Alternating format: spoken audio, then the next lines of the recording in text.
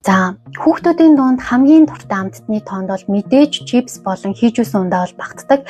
Гэтэл энэ маань бол зүгээр нэг амттан биш бөгөөд ходоодонд орохороо хөөж дотор эрхтнүүдэд хүнд ачааллыг өгөх юм байна. За чипсийг ихэвчлэн өндөр температурт тоцонд шараад дараа нь давс амт оруулагч за мөн хадгалалтын бодисыг нэмдэг. За ингээх үед бол акриламид гэх хорт бодис үүсдэг бөгөөд энэ нь бол олон улсын судалгаагаар хорт хавдрын эрсдлийг нэмэгдүүлдэг гэж бол тогтоосон юм байна.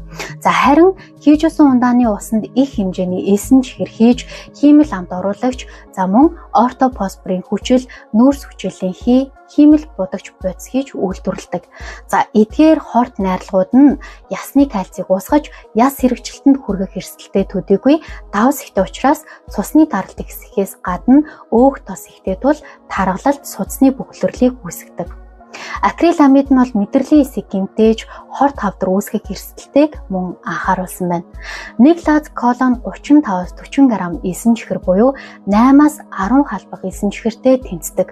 За ийм хэмжээний чихрийг ихээр хэрэглээд авах юм бол чихрийн шижин буюу таргалалт үүсгээ зогсохгүй.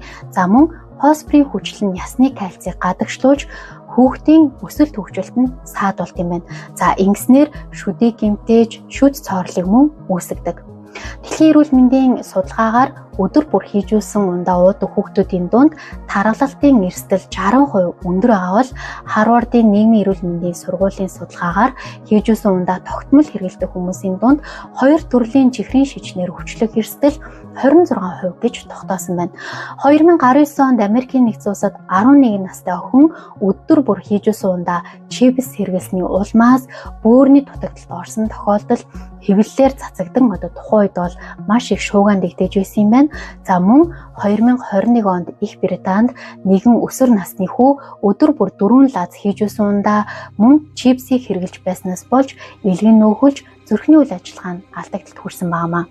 Амттай атлаа амь насанд аюултай энэ зуршлыг хүүхдүүддээ тогтмол хэрэглүүлэхээс зайлсхийгээрэй.